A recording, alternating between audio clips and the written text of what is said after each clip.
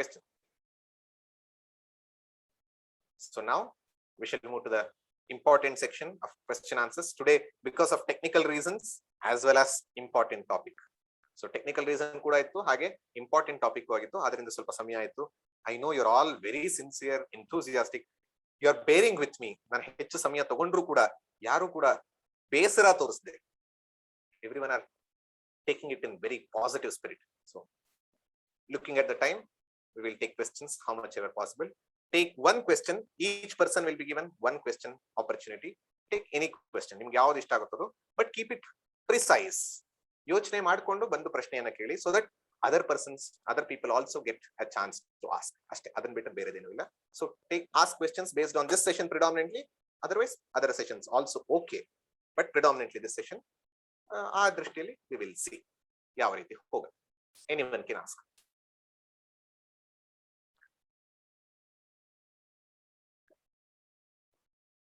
ಯಾರು? Pradeep sir, please allow them to unmute. Pradeep sir, ಎಲ್ರಿಗೂ unmuting chance ಕೊಡಿ. ಮ್ಯೂಟ್ ಆಲ್ ನ ತೆಗೆದ್ಬಿಡಿ.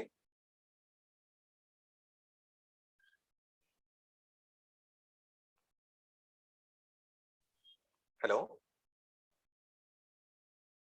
Hello, Is it fine now? ನಿನ್ ಮಾತು ಕೇಳಿಸ್ತೆ. ಬೇರೆಯವರು? How about others? Anyone who wants to ask question? Prabha madam is telling unable to unmute. Pradeep sir, please can you check it? Yellappa unmute ಕೇಳಿದ? Unmute ಕೇಳಿದ ಎಲ್ಲರೂ unmute ಅಲ್ಲ? Settings ಅಲ್ಲಿ ಇರುತ್ತೆ ಅನ್ಸುತ್ತೆ ಮೋಸ್ಟ್ಲಿ. Just check. ಸೆಟ್ಟಿಂಗ್ಸ್ ಅಲ್ಲಿ ಸಿಗ್ತಾನೆ ಇಲ್ಲವಲ್ಲ? ನೋಡ್ಬಾರಪ್ಪ ನಾವು. Keep yourself muted, Pradeep sir. Keep yourself muted. ಎಲ್ಲಿದೆ? ನನ್ನನ್ನ ಹೋಸ್ಟ್ ಮಾಡ್ತೀರಾ ಒಂದ್ಸರಿ? ಪ್ರದೀಪ್ ಸರ್, ಪ್ರದೀಪ್ ಸರ್, ಪ್ರದೀಪ್ ಹಾ, one second. ನನ್ನ ಹೋಸ್ಟ್ ಮಾಡಿ.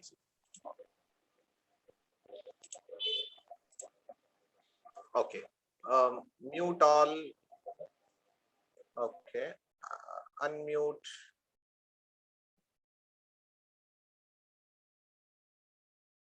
Allow participants to unmute themselves. Yes. Yeah. Can you try now? Anyone? Yeah, it's possible, sir. Yes. One second. Yes. ನಮಸ್ತೆ Now, sir. let us start the questions. Hello. Yes. Sir, ಈಗ ಜಗತ್ ಅಧಿಷ್ಠಾನ ಅಂತ ಹೇಳಿರಲ್ಲ, ಅದು screen ಮೇಲೆ ಬರೋ picture, ಆಮೇಲೆ ಇದೆಲ್ಲ ಒಂದೇ ಸುನಾಮಿ, ಹಾಸ್ಯ, ಅದು ಏನ್ ಬೇಕಾದ್ರೂ ಆಗ್ಬೋದು, ಅದಕ್ಕೆಲ್ಲ ಬೇಕಾದ ಸ್ಕ್ರೀನ್ ಸಪೋರ್ಟ್ ಮಾಡುತ್ತೆ ಅಂತ ಹೇಳಿದಲ್ಲ ಸರ್. ಅದೇ ತರ ತಟಸ್ಥ ಲಕ್ಷಣ ಅಂದ್ರಲ್ಲ, ಅದೇನ್ ಸರ್? ಅಲ್ಲ, ಅಂದ್ರೆ ಆ ಮೂರು ಕೂಡ ತಟಸ್ಥ ಲಕ್ಷಣ ಅಂತ. ತಟಸ್ಥ ಲಕ್ಷಣ ಅಂತಂದ್ರೆ I'll explain. Thank you, madam. Thank you very much. So madam is asking about whatever I have spoken. What do you mean by ತಟಸ್ಥ ಲಕ್ಷಣ? ತಟಸ್ಥ ಲಕ್ಷಣ means I gave an example. ನಾನೊಂದು ಉದಾಹರಣೆ ಕೊಟ್ಟೆ. ಒಂದು ಮನೆ ಮೇಲೆ ಕಾಗೆ ಇದ್ರೆ ಆ ಮನೆಯನ್ನ ಗುರ್ತು ಹಿಡಿಯೋದಕ್ಕೆ ಕಾಗೆ ಇರುವಂತಹ ಮನೆ ಅಂತ ಹೇಳ್ತೀವಿ. House where crow is sitting ಅಂತ. ಆದ್ರೆ ಹಾಗೆ ಈ ಮೂರು ಕೂಡ ಯಾವ್ಯಾವುದು? ಜಗತ್ಕರ್ತ, ಜಗತ್ ಕಾರಣ, ಜಗತ್ ಅಧಿಷ್ಠಾನ. ಈ ಮೂರಲ್ಲೂ ಕಾಮನ್ ಏನು? ಜಗತ್ ಅನ್ನೋದೇನು ಇದೆ ಅಂತ ತಗೊಂಡು ಜಗತ್ತಿಗೆ ಕಾರಣವಾಗಿರೋದನ್ನ ಹುಡುಕ್ತಾ ಇದೀವಿ. ಸೊ ಆ ದೃಷ್ಟಿಯಿಂದ ಜಗತ್ತಿಗೆ ಕಾರಣವಾಗಿದೆ ಅಂತ ಅನ್ಕೊಂಡಾಗ ತಟಸ್ಥ ಅಂದ್ರೆ it is explain with respect to one thing. ಅಂದ್ರೆ ನೀವೀಗ ಒಬ್ಬರಿಗೆ ತಾಯಿ, ಆ ಮಗು ಇದ್ರೆ ತಾಯಿ, ಮಗು ಇಲ್ಲ ತಾಯಿ ಆಗ್ಲಿಕ್ಕೆ ಸಾಧ್ಯ ಇಲ್ಲ. ನೀವು ಒಬ್ಬರ ಹೆಂಡತಿ, ಗಂಡ ಇದ್ರೆ ಹೆಂಡತಿ, ಇಲ್ಲ ಹೆಂಡತಿ ಆಗಕ್ಕಾಗಲ್ಲ. ಅಂದ್ರೆ ರಿಲೇಶನ್ಶಿಪ್ ನ ಇಟ್ಕೊಂಡು ಹೇಳೋದನ್ನ ತಟಸ್ಥ ಲಕ್ಷಣ ಅಂತಾರೆ. When we take a relationship and explain a person, who am I? I am the son of Nataraj. So this is ತಟಸ್ಥ ಲಕ್ಷಣ. But who am I? I am Pramod. ಆ ರೀತಿ ಇದು ಸ್ವರೂಪ ಲಕ್ಷಣ ಅಂತ ಆಗುತ್ತೆ. ಸೊ ಆ ದೃಷ್ಟಿ ತಟಸ್ಥ is with related to something, with relation to something. ಸ್ವರೂಪ ಬೈ ಇಟ್ ಸೆಲ್ಫ್. ಸೊ ಜಗತ್ ಕಾರಣ, ಜಗತ್ ಅಧಿಷ್ಠಾನ, ಜಗತ್ಕರ್ತ, ಕರ್ಮ, ಇದೆಲ್ಲವೂ ಕೂಡ ಒಂದು ಕಾರಣ ಇಟ್ಕೊಂಡು ಹೇಳ್ತಾ ಇದೆ, ಒಂದು ರಿಲೇಶನ್ಶಿಪ್ ನ. ಈ ಮುಂದೆ ಬಂತಲ್ಲ ಸತ್ಯಂ ಜ್ಞಾನಂ ಅನಂತಂ, ಅದು ಯಾವುದೇ ಕಾರಣವನ್ನು ಇಟ್ಕೊಂಡಿಲ್ಲ. Please everyone mute and ಯಾರು ಮಾತಾಡ್ಬೇಕು ಅವ್ರು ಮಾತ್ರ ಅನ್ಮ್ಯೂಟ್ ಮಾಡ್ಕೊಳ್ಳಿ. ಎಲ್ಲರದು ಅನ್ಮ್ಯೂಟ್ ಆಗೋಗಿದೆ. Thank you sir. ನಮಸ್ಕಾರ ಸರ್. ಎಸ್, ಹೆಸರು ಹೇಳಿ. ಲಕ್ಷ್ಮಿ. ಲಕ್ಷ್ಮಿ ಹೇಳಿ. ಲಕ್ಷ್ಮಿ ಸರ್. ಸರ್ ಇವತ್ತು ಸೆಷನ್ ತುಂಬಾ ಚೆನ್ನಾಗಿತ್ತು. ಎಷ್ಟೊಂದು ಅರಿವಾಯ್ತು ಇವಾಗ ದೇವ್ರು ಯಾರು, ಯಾಕೆ, ಎಲ್ಲಿಂದ ಬಂದ ಅಂತ ಎಷ್ಟೊಂದು ಅಜೇಡ್ರದ್ದು ನೀವು ಕೊಟ್ಟಾಗ ತುಂಬಾ ನಿಜ ಅನಿಸ್ತು ನಮ್ಗೆ. ನನಗೂ ಒಂದು ಡೌಟ್ ಇತ್ತು, ದೇವ್ರನ್ನ ತುಂಬಾ ನಂಬ್ತೀನಿ, ಆದ್ರೂ ಕೂಡ ತುಂಬಾ ಡೌಟ್, ಒಂದೊಂದ್ಸರಿ ಡೌಟ್ ಬರ್ತಿತ್ತು ಮಕ್ಕಳು ಕ್ವಶನ್ ಕೇಳಿದಾಗ. ಅದು ಕ್ಲಿಯರ್ ಆಯ್ತು, ತುಂಬಾ ಸಂತೋಷ ಆಯ್ತು ಸರ್. ಇದು ನಿನ್ನೆ ಸೆಷನ್ದು ಒಂದು ಕ್ವಶನ್ ಬಂತು, ಅಂದ್ರೆ ನನಗೆ ಅನ್ಸಿದ್ದು, ಇವಾಗ ಸೂರ್ಯ, ಚಂದ್ರ, ಆಕಾಶ, ನಕ್ಷತ್ರ, ಸಮುದ್ರ, ಸಮಯ, ಬೆಳಕು, ಗುಡುಗು, ಮಿಂಚು, ಹೀಗೆ ಇಂಥ ಒಂದು ಪ್ರಕೃತಿಯ ಒಂದು ವಸ್ತುಗಳು ಅಂತ ಹೇಳಕ್ಕಾಗಲ್ಲ, ಪ್ರಕೃತಿಯಲ್ಲಿ ಇರುವಂತದ್ದು ಆತ್ಮ ಸ್ವರೂಪಗಳು ಎಂದು ನನ್ನ ಭಾವನೆ. ಏಕೆಂದ್ರೆ ಇವು ಚೈತನ್ಯ ಸ್ವರೂಪ, ನಿರ್ಗುಣ ಸ್ವರೂಪ, ಕಾಲಾತೀತ ಮತ್ತು ಸ್ವತಂತ್ರ ಸ್ವರೂಪ ಎಂದು ನನ್ನ ಅನಿಸಿಕೆ ಸರ್. ನೀವೇನ್ ಹೇಳ್ತೀರಾ ಇದಕ್ಕೆ? Good question. So first, before going to the question, I'll explain in English also, but before going to the question, hope today's session has not just defined God, has made you to find God. ದೇವರನ್ನ ನಿರ್ದೇಶನ ಮಾಡೋದಷ್ಟಲ್ಲ, ದೇವರನ್ನ ಎಲ್ಲಿಂದ ಗುರುತು ಹಿಡಿಯೋತರಾಗಿದೆ. ನೀವು ಯಾವುದನ್ನ ನೋಡಿದ್ರು ದೇವ್ರೆ, ನೋಡ್ತಾ ಇರುವಂತಹುದು ದೇವ್ರೆ, ನೋಡ್ತಾ ಇರೋರು ದೇವ್ರೆ. So there is nothing else other than God. Here, now, in all objects, it is Brahman itself. So now, going to the question. What Madam Lalita, Madam Lakshmi Madam is asking is about the stars, the sun, the air, all these things, whatever we are seeing in nature, are they not conscious? Are they not Chetana? That's the basic question that she is asking. Alva Madam? Yes, sir. Howdu, sir? So, if we see for Upasana, there are two different levels of seeing it. If we are looking at from Upasana perspective, Surya is considered as Bhagavan, Surya Bhagavan. So, he is a Deva. He is a Daiva. So, in that sense, he is that. But actually, you ask any science, yavde obba vigyanin keli, Surya andre andre hydrogen, helium ella aagta iruvantaha material ಹೊರತು ಏನು ಅಲ್ಲ. ಅಲ್ಲಿಂದ energy ಬರ್ತಾ ಇದೆ. It's whatever you see in the whole world, ನೀವು ಈಗ ಇಷ್ಟೊತ್ತು list ಹೇಳಿದಂತದ್ದು ಎಲ್ಲವೂ ಕೂಡ it falls under these two. ಒಂದ ಭೌತಿಕ ವಸ್ತು ಮ್ಯಾಟರ್ ಅಥವಾ ಎನರ್ಜಿ, ಅಂದ್ರೆ ಕಾಣಲ್ಲ ಬಟ್ ಇದೆ, ಕಾಣಲ್ಲ ಇದೆ, ಕಾಣತ್ತೆ ಇದೆ. Visible matter, invisible energy. But all invisible are not ಚೈತನ್ಯ conscious, because this energy converts itself into matter and this matter converts itself into energy. ನೀವೀಗ ಊಟ ಮಾಡ್ತೀರಾ, you are having food, it is physical matter. ನೀವು ಊಟ ಮಾಡುವಾಗ ಅದು ಭೌತಿಕ ವಸ್ತು, ನೀವು ತಿಂತೀರಾ, ಹಾಗಾದ್ರೆ ಏನಾಗುತ್ತೆ, ಎನರ್ಜಿ ಆಗಿ ಕನ್ವರ್ಟ್ ಆಗುತ್ತೆ. it is no more visible then, it is invisible, it is power, it is energy. So matter is converted into energy, energy is converted into matter. So ನಾವು ಇಡೀ ಜಗತ್ನಲ್ಲಿ ಕಾಣೋದು, ಕೇಳೋದು, ಯೋಚನೆ ಮಾಡೋದು, ತಿನ್ನೋದು ಏನೇ ಆದ್ರೂ ಕೂಡ it falls under these two categories, matter or energy. Both are inert, ಅಂದ್ರೆ ಎರಡೂ ಕೂಡ ಜಡವೇ. ಯಾಕಂದ್ರೆ ಮ್ಯಾಟರ್ ಜಡ, ಎನರ್ಜಿ ಜಡ ಅಂತ ಒಪ್ಕೊಳ್ಳೋದು ನಮಗ್ ಕಷ್ಟ. ಹೆಂಗ್ ಎನರ್ಜಿ ಜಡ ಅಂತ, ಅಂದ್ರೆ ಎನರ್ಜಿ ಹೆಂಗ್ ಆಗಿರೋದು, ಮ್ಯಾಟರ್ ಇಂದಾನೇ ಆಗಿರೋದು. ಮ್ಯಾಟರ್ ಇಂದ ಜಡ ಎನರ್ಜಿ ಬಂದಿರೋದಕ್ಕೆ ಎಲ್ಲಿಂದನೂ ಸೋರ್ಸ್ ಇಲ್ಲ. ಮ್ಯಾಟರ್ ಹೆಂಗ್ ಬಂತು, ಎನರ್ಜಿ ಇಂದಾನೇ ಬಂತು. There is no way you have to accept. This is science. ಇವತ್ತು ಯಾರನ್ನು ಕೇಳಿದ್ರು ಹೇಳುತ್ತೆ, ವೇದಾಂತವೂ ಹೇಳುತ್ತೆ. ಸೊ ಆ ದೃಷ್ಟಿಯಿಂದ ಈ ಎರಡೂ ಜಡವೇ. ಆದರೆ ಇವತ್ತು ನಾವು ಓದ ಹಾಗೆ ಚೈತನ್ಯ ಬಿಕಮ್ಸ್ ದ ಅಧಿಷ್ಠಾನ. ನಾವು ತಗೊಂಡಾಗ ಇವತ್ತಿಂದನೇ 3 ಲೆವೆಲ್ ತಗೋಣ.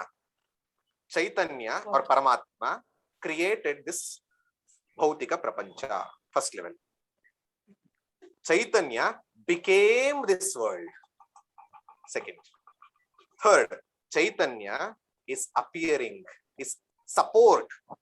Adhishtanavagi, it is just a support, and all these are appearing just like in dreams or screen ಅಲ್ಲಿ ಬರೋ ಮೂವೀಸ್ ತರ. ಸೊ ಈ ರೀತಿ ಅರ್ಥ ಮಾಡ್ಕೊಂಡಾಗ ಯಾವುದೇ ಒಂದು ಕೂಡ ಬರಲ್ಲ. ಎಲ್ಲವೂ ಆ ಆತ್ಮನನ್ನ ಅಥವಾ ಆ ಚೈತನ್ಯವನ್ನ, ಆ ಪರಮಾತ್ಮನನ್ನ ಆಧಾರವಾಗಿ ಇಟ್ಕೊಂಡಿದೆ ಅಂತ ಗೊತ್ತಾಗತ್ತೆ. ಅದು ಯಾವುದೂ ಕೂಡ ಇದನ್ನ ಬಿಟ್ಟು ಇಲ್ಲ.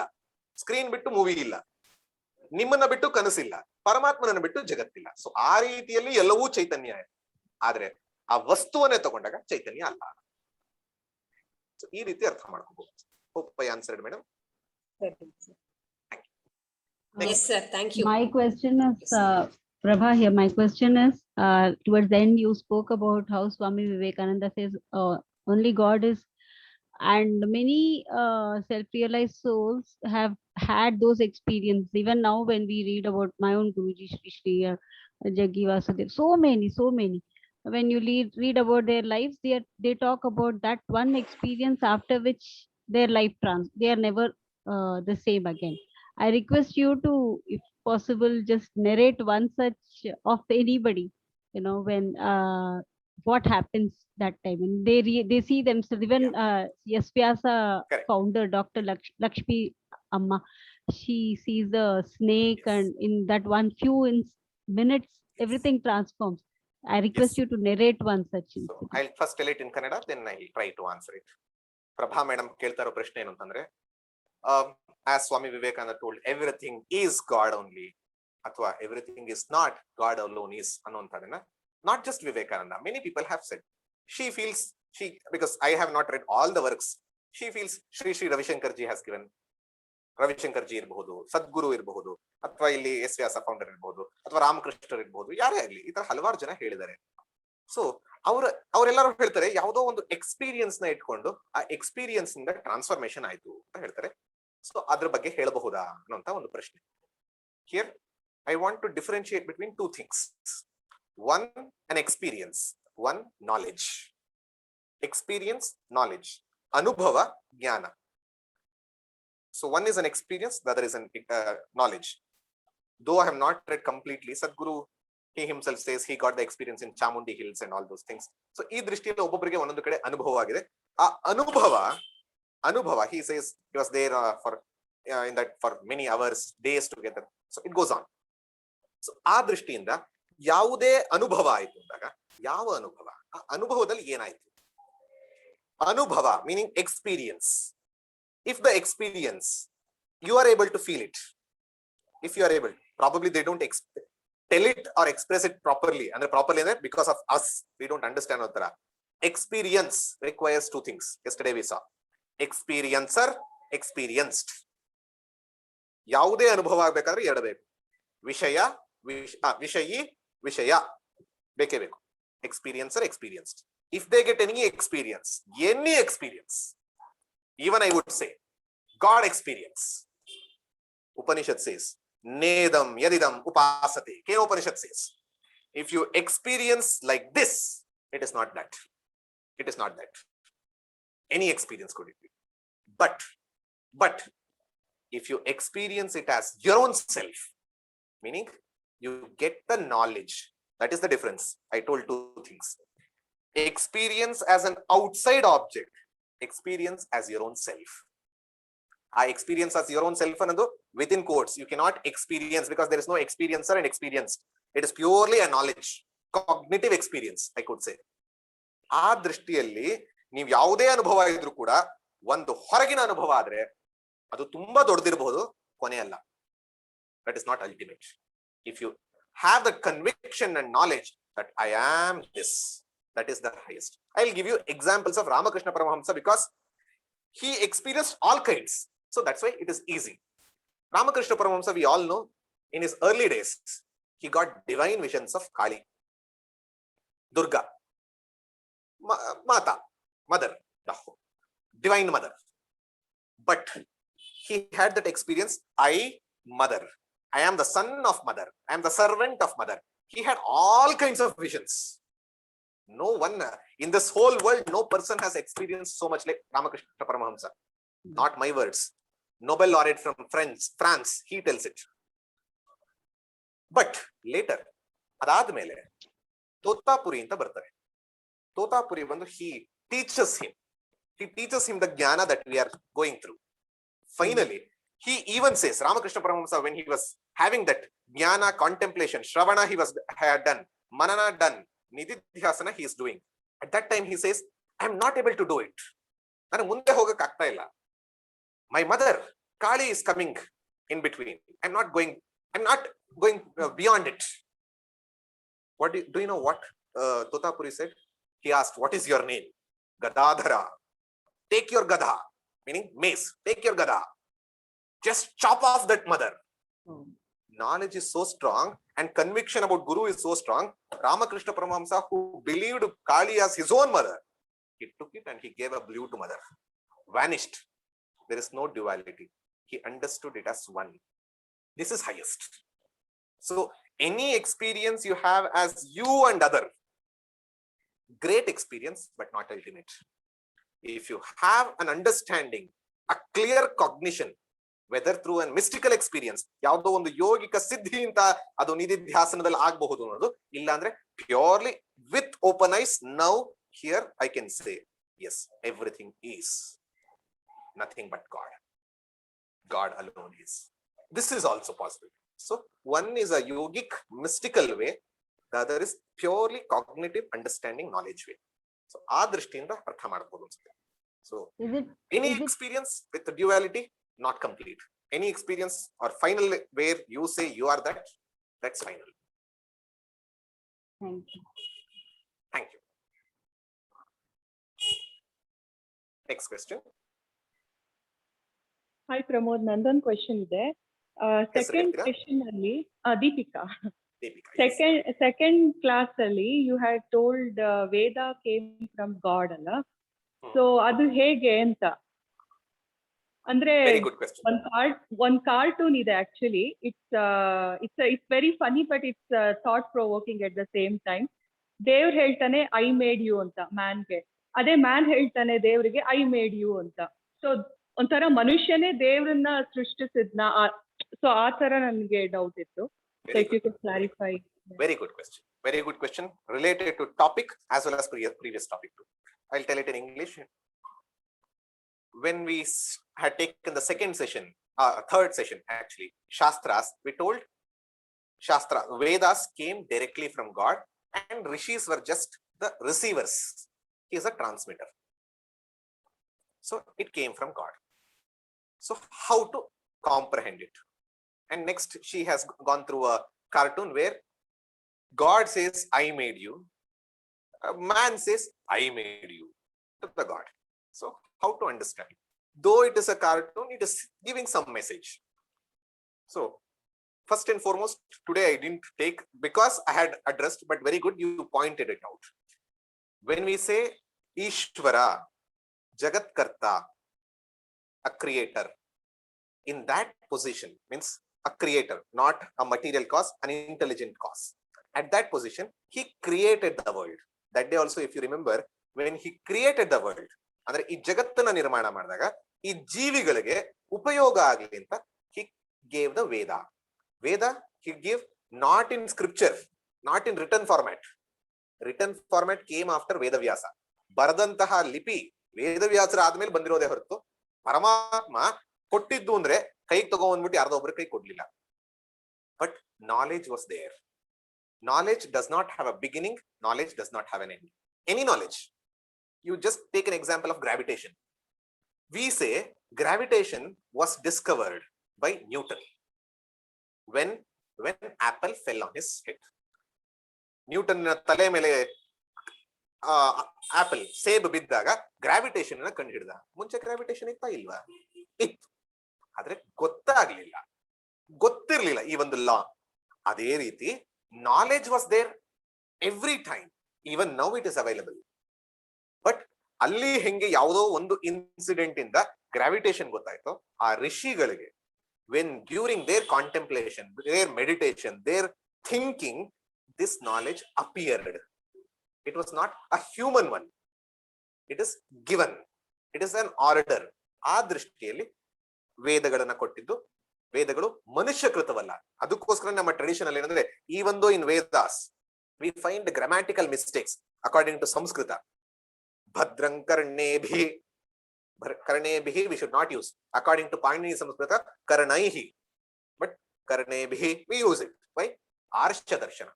God, whatever message has sent, we have to take it. So this is a matter of belief. I don't question that. But knowledge, any knowledge, I'm not talking only about Vedic knowledge. ಯಾವುದೇ ಜ್ಞಾನವಾದರೂ ಕೂಡ it is always existing.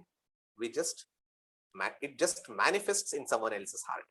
ಯಾವುದನ್ನೂ create ಮಾಡಕ್ಕಾಗಲ್ಲ, ಹೊಸ ನಾಲೆಜ್ನ ಸೃಷ್ಟಿ ಮಾಡಕ್ಕಾಗಲ್ಲ. It is there. We use it. So ಆ ದೃಷ್ಟಿಯಿಂದ ಪರಮಾತ್ಮನನ್ನ ವೇದದ ಕರ್ತ, ವೇದದ ಮೂರ್ತಿ ಅಂತ ಹೇಳಿ. ಸೊ ಜಸ್ಟ್ ಲೈಕ್ ಜಗತ್ ಕರ್ತ ಆದಾಗ ಜಗತ್ತನ್ನ ಕ್ರಿಯೇಟ್ ಮಾಡ್ದ ಅನ್ನೋ ರೀತಿಯಲ್ಲಿ. ಇನ್ನು second part I made God and God made man or man made God. If we just remember the second aspect, Shraddha aspect, there we understood. Yad bhavam tad bhavati. We took an example of checkbook. ನಮ್ಮನ್ನ create ಮಾಡಿರೋದು god ಅನ್ನೋದ್ರಲ್ಲಿ doubt ಇಲ್ಲ, ಯಾಕಂದ್ರೆ ನಮ್ಮ ಕರ್ಮದಿಂದ ಅವನು ಆಟ ಆಡೋದಕ್ಕೋಸ್ಕರ ಅಲ್ಲ. ಬಟ್ ನಾವು ಗಾಡ್ ಅನ್ನೋ ಒಂದು ಕಾನ್ಸೆಪ್ಟ್ ಇಟ್ಕೊಂಡಿದೀವಲ್ಲ, ಆ ಕಾನ್ಸೆಪ್ಟ್ ನ ಯಾರು ಕ್ರಿಯೇಟ್ ಮಾಡಿದ್ದು? ಯಾವ್ದೋ ಒಂದು ದೇವರು ಅಂತಂದಾಗ ಅವನಿಗೆ ಇಂಥ ಒಂದು ಕಿರೀಟ ಇದೆ, ಈ ರೀತಿ ಆಭರಣಗಳಿದೆ, ಅವನಿಗೆ ಈ ವಾಹನ ಇದೆ, ಇದು ನಮ್ಮ ಒಂದು ಭಾವ. So we have created this form, that one essence, existence, consciousness, infinite, it is always existing. We didn't create because it is existing, but we give the name or we give the form of one god or a goddess or whatever, we create like that. So ಆ ದೃಷ್ಟಿಯಿಂದ ಮೂರ್ತಿ ಇರಬಹುದು, ಯಾವುದೋ ಒಂದು ಭಾವ, ಯದ್ಭಾವಂ ತದ್ಭವತಿ ನಾವು ಅದನ್ನ create ಮಾಡಿದೀವಿ. But as per the creation, ಜಗತ್ಕರ್ತ, ಜಗತ್ ಕಾರಣ, ನಮ್ಮನ್ನು ಕ್ರಿಯೇಟ್ ಮಾಡೋದು ಪರಮಾತ್ಮ. So both are true if we understand it properly. Did I answer your question, Deepika?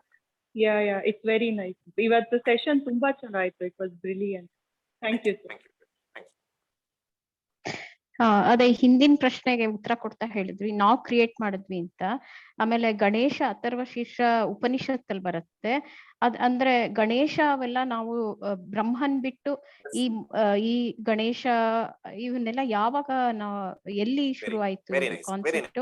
ಆಮೇಲೆ ಕತೆಗಳು ಪಾರ್ವತಿದು ಅದೆಲ್ಲ ಎಲ್ಲಿ ಬರುತ್ತೆ? Very nice question. So we used few phrases. Ganesha, Atharva Shirsha, it is not Upanishad, it is predominantly Veda. And we see Ganeshan ಬಗ್ಗೆ ವೇದದಲ್ಲೂ ಇದೆ, ಹಾಗಾದ್ರೆ ನಾರಾಯಣ ಬಗ್ಗೆ ಇದೆ, ರುದ್ರನ ಬಗ್ಗೆ ಇದೆ. So and I used few stories of Ganesha and Parvati from various. ಅಲ್ಲಿ ಗಣೇಶ ಅಂದಾಗ ನಾವು ಈಗ ನೋಡ್ತಿರೋ ಚಿತ್ರದಲ್ಲಿ ಇರೋ ತರಾನೇನಾ ಅಥವಾ ಅಗ್ನಿ, ವರುಣ? ಸೊ ಇದು ಗಣೇಶ ಅಥರ್ವ ಶೀರ್ಷದಲ್ಲಿ ಬರುವಂತ, ಅದು ನಾನೇ ಆಗ್ಲೇ ಹೇಳಿದಂತ ಮಂತ್ರ. ಎಲ್ಲವೂ ಯಾರಿಂದ ಹುಟ್ಟತ್ತು? ನಿನ್ನಿಂದನೇ ಹುಟ್ಟತ್ತೆ, ನಿನ್ನಲ್ಲೇ ಇದೆ, ನಿನ್ನಲ್ಲೇ ಅದು ಪ್ರಳಯ ಆಗತ್ತೆ.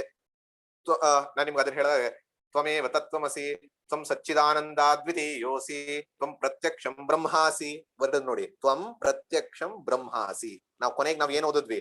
ಬ್ರಹ್ಮ, ಯು ಆರ್ ದಟ್ ಬ್ರಹ್ಮನ್ ಇಸ್ ಅವ್ರಿಗೆ ಹೇಳ್ತಾ ಇದೆ. ಅಲ್ಲಿ ಎಲ್ಲೂ ಕೂಡ ನಿನ್ನ ಮುಖ ಆನೆ ಮುಖ ಹೇಳಿಲ್ಲ, ನಿನಗೆ ಒಂದು ಮೂಷಿಕ ವಾಹನ ಹೇಳಿಲ್ಲ.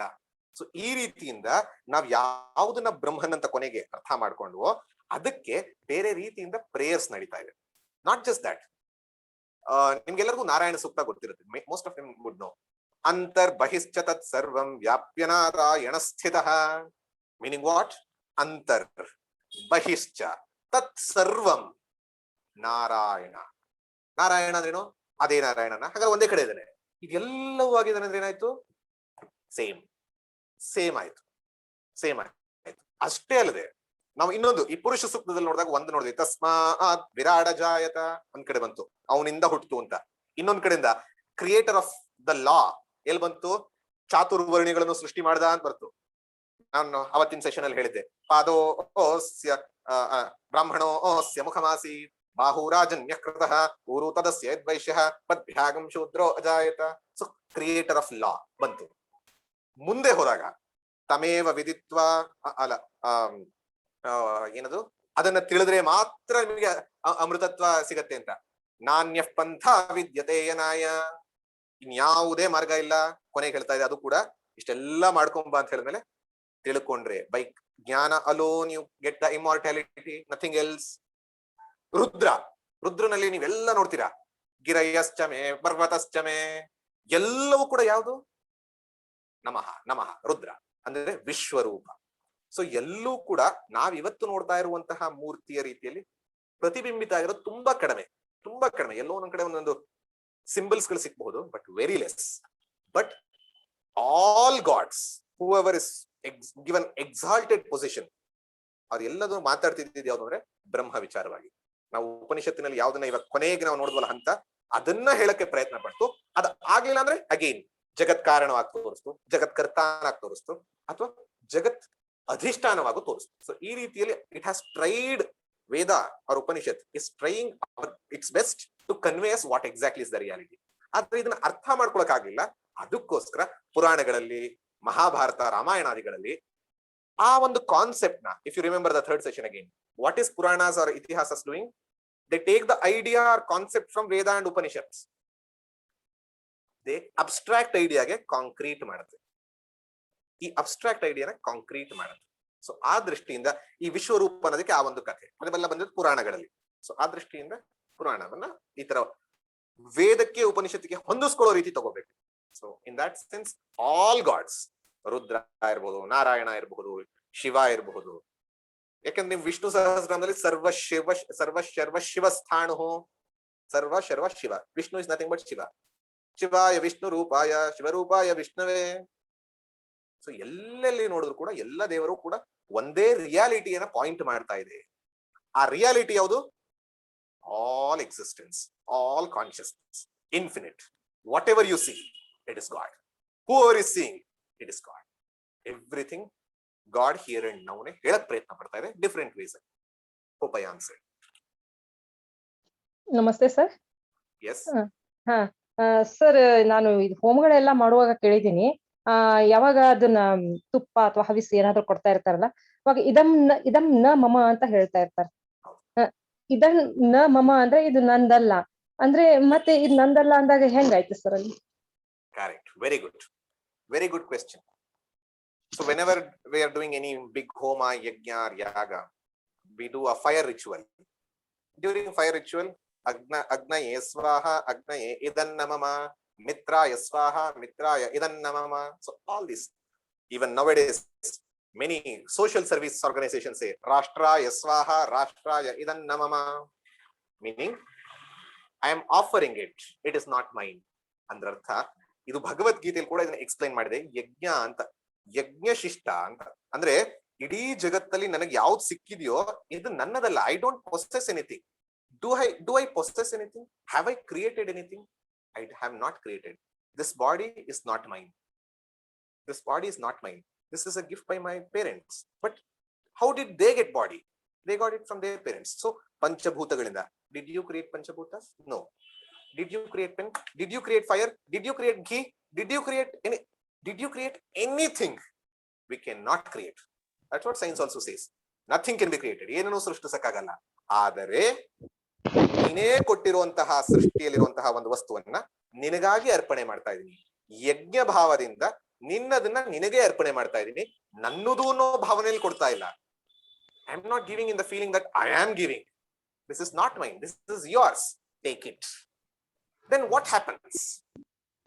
ಅದರಲ್ಲಿ ಕೃಷ್ಣ ಹೇಳುವಂತದ್ದು, ಯಾರು ಪರಸ್ಪರಂ ಭಾವಯಂತಹ ಶ್ರೇಯ ಪರಮವಾಪ್ಸ್ಯತ ಅಂದ್ರೆ ಯಜ್ಞಶಿಷ್ಟವನ್ನ ಯಾರು ತಗೊಳ್ತಾರೋ, ಅದರಿಂದ ಬಂದಂತಹ ಉಳಿದಂತಹ ಪ್ರಸಾದವನ್ನ ಯಾರು ತಗೊಳ್ತಾರೋ ಅವ್ರಿಗೆ ಆಗತ್ತೆ ಅಂತ. ಹೇಗೆ ಅನ್ನೋದಕ್ಕೆ ರಾಮಕೃಷ್ಣ ಪರಮಹಂಸರು again, when it comes to God, if you want to know more about God, Ramakrishna Vachanaveda, Gospel of Ramakrishna is, there is no match for it. So ಅವರು ಒಂದು ಎಕ್ಸಾಂಪಲ್ ಕೊಡ್ತಾರೆ. there is an estate owner. ಒಂದು estate ನ owner ಇದ್ದಾರೆ. and there are many working people. He goes there once to see how the estate is working. and estate ಅಲ್ಲಿ ಒಂದು ಮನೆ ಇದೆ. he is staying in that home, ಆರಾಮ್ಸೆ sleeping.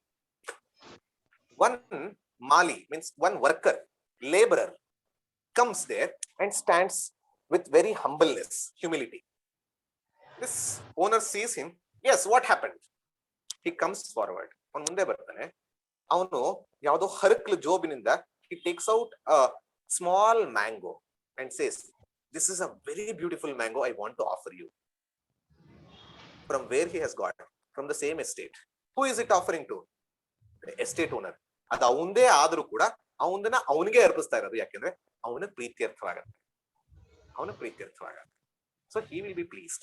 So whatever we are doing ಬ್ರಹ್ಮಾರ್ಪಣಂ, ಬ್ರಹ್ಮಹವಿಃ, ಬ್ರಹ್ಮಾಗ್ನೌ, ಬ್ರಹ್ಮಣಾಹುತಂ, ಬ್ರಹ್ಮೈವ ತೇನ ಗಂತವ್ಯಂ, ಬ್ರಹ್ಮ ಕರ್ಮ ಸಮಾಹಿತಂ. Meaning whatever I am doing, whatever I am using, whatever I am offering, whatever I am eating, everything is nothing but you, yourself, your gift. I am using it. I am again giving it back to you. ನೀನ್ ಅದರಿಂದ ನನಗೆ ಏನ್ ಕೊಡ್ತೀಯೋ again I will use it. I don't own it. ಓನರ್ಶಿಪ್ಗಲ್ಲ, ಪ್ರೊಪ್ರೈಟರ್ಶಿಪ್ಗಲ್ಲ, but ಅದನ್ನ trusteeship ಆಗಿ ಉಪಯೋಗಿಸ್ಬೇಕು ಅಂತ. ನಾವೀಗ ಜಗತ್ನಲ್ಲಿ ಏನೇ ಬರ್ತಾ ಇದೋ ಟ್ರಸ್ಟಿಗಳ ತರ ಉಪಯೋಗಿಸ್ಬೇಕು ಹೊರತು ಓನರ್ ತರ ಉಪಯೋಗಿಸಬಾರ್ದು. ಎಲ್ಲವನ್ನ ಬಿಟ್ಟು ಹೋಗ್ತಾ ಇರೋದು. ಈವನ್ ಈ ಬಾಡಿಯನ್ನು ಕೂಡ ನಾವು ಸತ್ತ ಮೇಲೆ ಪಂಚಭೂತಗಳ ಕೊಟ್ಟು ಹೊರಡ್ತಾ ಇರ್ತೀವಿ. ಆ ರೀತಿಯಲ್ಲಿ ನ ಮಮ. ಸರ್ ಬಟ್ ಒಂದ್ ಸೆಕೆಂಡ್ ಸರ್. ಅಂದ್ರೆ ಇವಾಗ ಇಲ್ಲಿ ಏನಾಗಿದೆ, ಎಲ್ಲಾನು ದೇವ್ರ ಅಂದ್ಮೇಲೆ ಒಂದ್ ಹಂತಕ್ಕೆ ನಾನು ದೇವ್ರೆ ಅಂತ ಅನ್ಕೊಂಡಾಗ ನಾನು ದೇವ್ರು ಇನ್ನೊಂದ್ ದೇವರಿಗೆ ಅರ್ಪಿಸ್ತಾ ಇದ್ದೀನಿ ಅಂತ ಆಗ್ತದ ಸರ್? ಹೆಂಗಾಗುತ್ತೆ ಇಲ್ಲಿ? ನಾನು ಅಂದ್ರೆ ಈ ನಾನು ದೇವ್ರಾಗಕ್ ಸಾಧ್ಯ ಇಲ್ಲ. ಹಾ. ಈ ನಾನು ಹ್ಮ್. ಈ ನಾನು ಯಾವತ್ತೂ ದೇವ್ರಾಗಕ್ ಸಾಧ್ಯ ಇಲ್ಲ. ನಾನು ಒಂದು ಪೆನ್ ಕ್ರಿಯೇಟ್ ಮಾಡಕ್ಕಾಗಲ್ಲ, ನಾನು ಈ ಜಗತ್ಕರ್ತ ಅಂತ ಹೇಳ್ಕೊಳಕ್ ಆಗ್ಲಿಕ್ಕೆ ಸಾಧ್ಯ ಇಲ್ಲ. ಇಲ್ಲ. ಆದ್ರೆ ಚೈತನ್ಯ ರೂಪದಲ್ಲಿ ಹೇಳ್ಬೋದು. ಅದೇನು ಅಂತ ನಾಡಿದ್ ನೋಡೋಣ. I am not going to explain today. ನಾಡಿದ್ ನೋಡೋಣ. Okay sir, thank you sir. ಅದಕ್ಕೆ ಸರ್ ಇಲ್ಲ ನಂಗೊಂದು ಕನ್ಫ್ಯೂಷನ್ ಸರ್. ನೀವ್ ಹೇಳಿದ್ರಿ ಸತ್ಯಂ, ಇದ್ರೊಳಗೆ ಸತ್ಯಂ ಜ್ಞಾನಂ ಅನಂತಂ ಬ್ರಹ್ಮನ್, ಅದ್ರೊಳಗೆ ಸತ್ಯಂ ಅಲ್ಲಿ ರಿಯಲ್ ಎಕ್ಸಿಸ್ಟೆನ್ಸ್ ಅಂತ ಹೇಳಿದ್ರಿ. ಓಕೆ. ಮತ್ತೆ then if it comes to existence ಅಂತ ಬಂದ್ರೆ ದಿಸ್ ಲಾ ಆಫ್ ಐಡೆಂಟಿಫಿಕೇಶನ್ ವಸ್ತು, ಅಲ್ಲಿ ಒಂದು ಲಿಮಿಟೇಷನ್ ಬರ್ಲಿಲ್ವಾ? ಯಾವ್ದು ಹೇಳಿ ಎಕ್ಸಾಂಪಲ್? ಇವಾಗ ಅನಂತ ಲಿಮಿಟೇಷನ್ ಮೀನ್ಸ್ ಇಟ್ ಇಸ್ ಏನೋ ಅದಕ್ಕೊಂದು ಪರಿಮಿತಿ, ವಸ್ತುವಿಂದ ಇಟ್ ಇಸ್ ಬೌಂಡ್ ಅಂತ ಅಲ್ವಾ ಲಿಮಿಟೇಷನ್. ಇಲ್ಲಿ ಇವಾಗ ಸತ್ಯಂ ಅಂತ ಹೇಳಿದ್ರು, ಗಾಡ್ ಇಸ್ ಸತ್ಯ, ಬ್ರಹ್ಮ ಇಸ್ ಸತ್ಯಂ. ಸತ್ಯಂ ಅಂತ ಬಂದಾಗ real existence. So we have accepted it is there, satyam he is there, Brahma is there. So ಇದೆ ಅಂತ ಒಪ್ಕೊಂಡಾಗ ಅದು is it not bound by identification? Good question. Let us take an example. There are two objects which are limited by object space also, but let us take object now. Question ade irodrinda. Okay. So pen exists, book exists. Yes. So both are existence. Yes. Perfect. I accept. But what about middle is the question. What about? Nim question madhyadalli eno? This is also existence, this is also existence. So when ನಾವು existence ಅಂತ ಒಪ್ಕೊಂಡಾಗ ಅದಕ್ಕೊಂದು it has to have one ವಸ್ತು ಅಲ್ವಾ, identification ಇದೆ ಅಂತ ಆಯ್ತು ಅಲ್ಲಿಗೆ. ಸೊ ಅಲ್ಲಿಗೆ ಇದು but we say is ananta. Is ananta. ನಾನು ಅದೇ ಹೇಳಿದೆ ಏನಂತ ಅಂದ್ರೆ existence we need to consider like ocean of existence in which forms appear. For example, if ಈಗ existence is here. Yesterday I gave you an example, light and hand. I think nimge alva kottidda ನಾನು. Yes sir. Yes. So light and hand, is light here? Yes. It came to does it came to existence now? Yes. You know, it was already there. Light was already there. Light was already there. So existence is here. When I modify, when it gets a form, it gets a name, form and utility. Existence is always, the world exists, the universe exists, everything exists. Even if you say vacuum exists, space exists. So yellow existence, it is pure existence, something like light itself. When you bring a name, form and utility, you can see it, you can appreciate it. Otherwise you can't appreciate. ನಿಮ್ಗೆ appreciate ಮಾಡೋದಕ್ಕೆ ಒಂದು ವಸ್ತು ಬೇಕಾಗತ್ತೆ. ಇಲ್ಲ ಅಂದ್ರೆ ಈಗ light ನ ನಿಮ್ಗೆ ಇಲ್ಲಿ ನೋಡ್ಬೇಕು ಅಂದ್ರೆ ಒಂದು ವಸ್ತು ಬೇಕಾಗತ್ತೆ. Then only you can see the object and light. Otherwise light is not appreciated. Though light is there, light is not appreciated. Correct? In the similar way, existence is always existence andrene ide. It is idene andre existence annodu. I'm able to understand, but existence just that kind, it's not a feel. God is not a kind of feeling, or it is not a feeling, it is fact. It is fact. It's not a fact, it's a fact. But how Pure to fact. experience it? Exactly. How to experience it. Maybe I was not able to express properly. So how to experience it anuvaga, if you want to experience as subject object, you experience it like this. I am subject, this is object. Book exists. I'm giving importance to book. Only book. But I give importance to existence as it were. Now, whenever I see a wave, I give importance to water rather than wave. Water is taking a shape. When I see a pot, I see, for example, okay, let's give simple example. ಇದರಲ್ಲಿ ಸ್ವಲ್ಪ ವೇದಾಂತಿಕ ಆಗ್ಬಿಟ್ರೆ ಕಷ್ಟ ಆಗ್ಬಿಡುತ್ತೆ. Let's say you are struck in financial crisis. ಒಂದಷ್ಟು ಕಷ್ಟ ಬಂದಿದೆ. So you have lot of jewels at home. So you go for a pawn broker, ಒಂದು jewellery ಅಂಗಡಿಗೆ ಹೋಗಿ ಮಾರೋದಕ್ಕೆ ಅಂತ ಹೋಗ್ತೀರಾ. So he takes it, he weighs it, and you say, how much is the cost for this ring? ಎಷ್ಟು ಇದೆಷ್ಟು ಅಂತ. He says, ನಿಮಗದು ring chain ಇದೆಲ್ಲ, but for me it is gold. You are giving importance to ring. You are giving importance to chain. You are giving importance to the bangle that your husband gave. You have an attachment and feeling, sentiment. But for that person who is a goldsmith, who knows gold, for him everything is gold. As long as we identify ourselves with this, ಎಲ್ಲಿಯವರೆಗೆ ನಾನು ದೇಹ, ನಾನು ಇದು ಅಂತ ಅನ್ಕೋತೀನೋ, ನನಗೆ ಯಾವಾಗ್ಲೂ ಪರಮಾತ್ಮ ಅಂದಾಗ್ಲೂ ಕೂಡ ಒಂದು ದೇಹ ಅಥವಾ ಒಂದು ರೂಪ ಅಥವಾ ಒಂದು ವಸ್ತು ಹೀಗೆ ನೋಡ್ಬೇಕು ಅನ್ಸುತ್ತೆ. ವಿವೇಕಾನಂದ ಹೇಳ್ತಾರೆ, ಮ್ಯಾಕ್ಸಿಮಮ್ ಒಂದು ಇರುವೆ ದೇವರ ಕಾನ್ಸೆಪ್ಟ್ ಮಾಡ್ಕೋದು ದೊಡ್ಡ ಇರುವೆ ಅಂತ ಅನ್ಕೊಳುತ್ತೆ.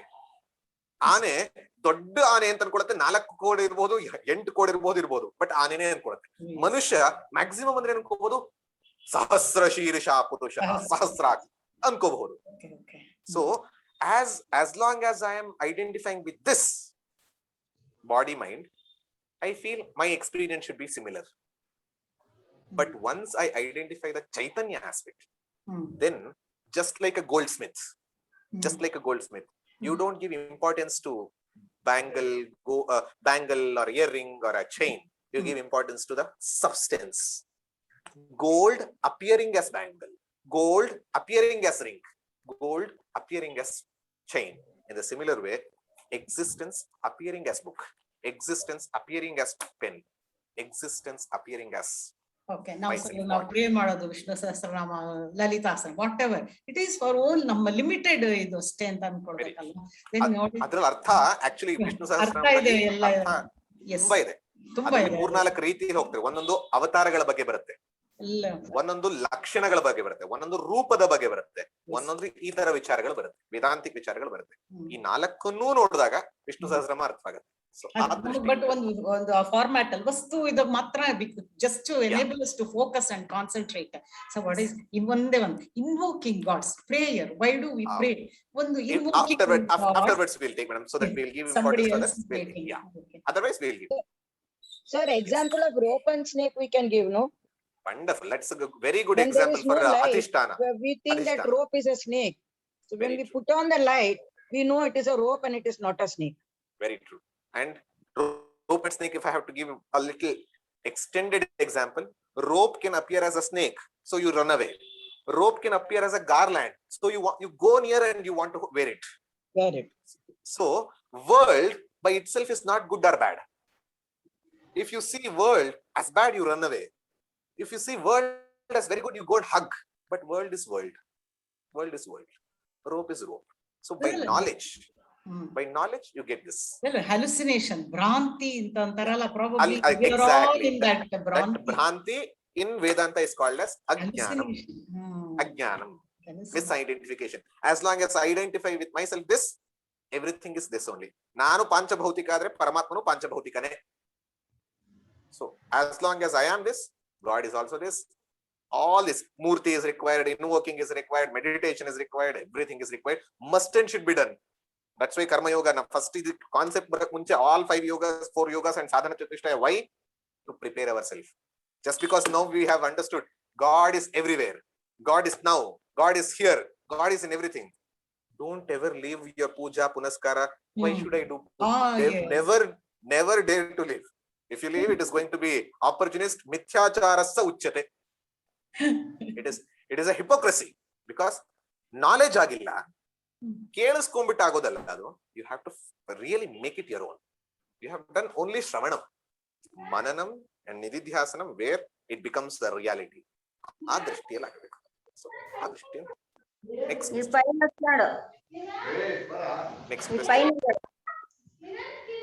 ಪ್ಲೀಸ್ ಮ್ಯೂಟ್ ಮಾಡ್ಕೊಳ್ಳಿ. ಯಾರು ಮಾತಾಡದಲ್ಲೇ ಇರೋರು, ಯಾರು ಮಾತಾಡ್ಬೇಕು ಅವರು ಅನ್ಮ್ಯೂಟ್ ಮಾಡ್ಕೊಳ್ಳಿ.